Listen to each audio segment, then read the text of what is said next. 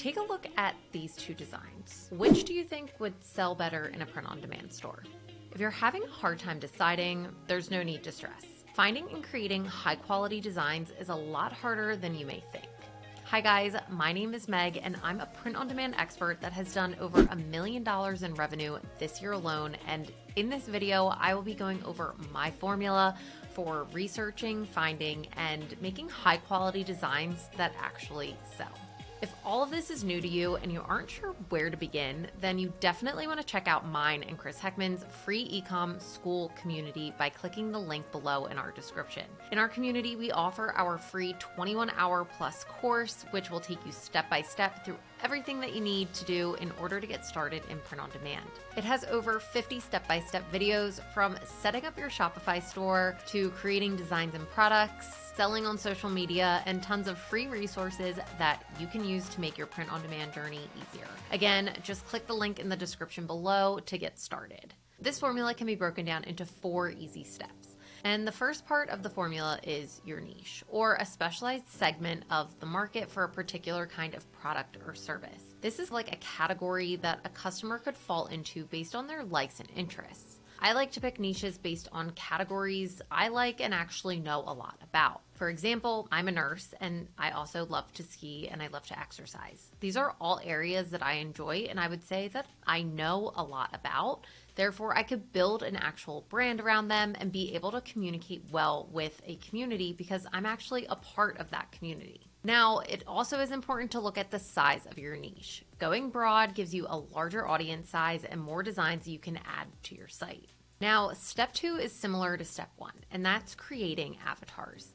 I next sit down and think of 3 to 4 potential avatar customers to help me find different angles of the niche. For example, let's take nursing since I'm a nurse. And we're going to create 3 avatars. So the first avatar that I'm going to create is, we'll name her Tina.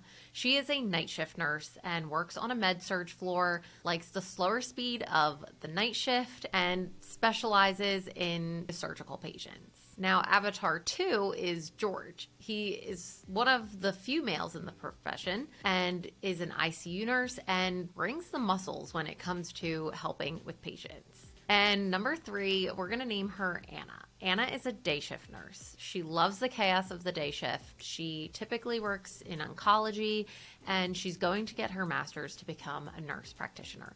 So these are 3 avatars that I've created to come up with as potential customers for my niche. And so now that we have them, we can actually look at the different angles that are a part of the niche of nursing. So some of the different angles that we can attack are the department that nurses work in. Is it an ER nurse, a med-surg nurse? Do you work in a doctor's office? What kind of designs can we make around that? What kind of shift do you like to work? Is it more night shift, more day shift? How can we make shirts around the shift that nurses like to work? Third would be gender. Are most of the shirts that are out there for nurses female because of the fact that it's a more female-heavy profession? Or is targeting males going to be a smarter move for maybe some of our t-shirt designs? Maybe there's not enough out there for men that are nurses to really want to buy and purchase those shirts. 4, we're going to be talking about higher education. Could we talk about like nurse practitioners or nurse researchers, nurse educators? There's a lot of higher degrees that nurses can go after and attain. So can we make some shirts or some designs around maybe getting your nurse practitioner license? The 5th thing that we can talk about are medications. A lot of medications happen with nursing. So are there some medications that we can poke fun at or maybe make a joke about? I think that this could go really well. I tend to see a lot of this on different social media accounts. So medications and how they relate to nursing could potentially be a good area of the niche to focus on. And lastly, specializations. Could we make shirts for nurses that typically work just in oncology or nurses that just work in surgery? How about OR nurses, ER nurses, ICU? There are tons of different specializations that you can get into as nurses. So can we attack those different specializations and come up with specific designs for them? So after thinking of all of these different avatars and looking at the different areas of the niche, that brings us to step 3 of our formula, which is existence. And that's simply seeing what's already out there in this niche. We can look at social media accounts that are already made. What are they focusing on? Do they take more of a humor type of approach? Are they more serious? Do they have any t-shirts that they are typically selling? What current t-shirt designs are being sold or mug designs being sold? We can look at Etsy, Google, Pinterest, and even Amazon to get an idea of what is already selling in this niche, and can I get any ideas from that and basically come up with my own designs to then sell. Another question that I like to ask myself is how many sales and reviews do these designs have? So if there's already designs out there within this niche, are they getting hundreds or thousands of reviews? Or are they maybe getting one or two?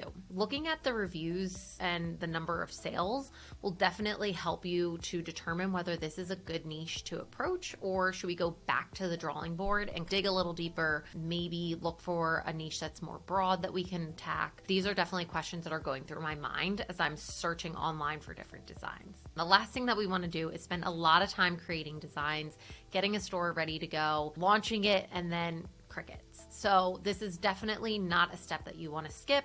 This is probably the step that you want to spend the most time on, really researching and trying to find some different designs across the entire niche that kind of stand out to anybody in that niche. So there's actually 3 different ways that we can approach creating designs. We can make them ourselves with the use of Canva, which I typically like to use, Photoshop, or any other editor really. The second way that we can get these designs rolling is actually going out and hiring a designer from Upwork or from Fiverr to make the designs for us. A really cost-effective way of getting designs for cheap is looking for designers that work outside of the United States. They tend to be a lot cheaper and can save you some money in the long run. And the third thing that we can do is we can utilize AI to help create these designs for us. So we can use things like Mystic Print on Demand or Midjourney to help create these designs and get them out to the public sooner rather than later. Now, I'll be making designs in a whole other video, but if you enjoyed this and you're looking for more tips on getting started in print on demand, then check out our free school community by clicking the link below. Again, it's absolutely free to anybody that wants to join.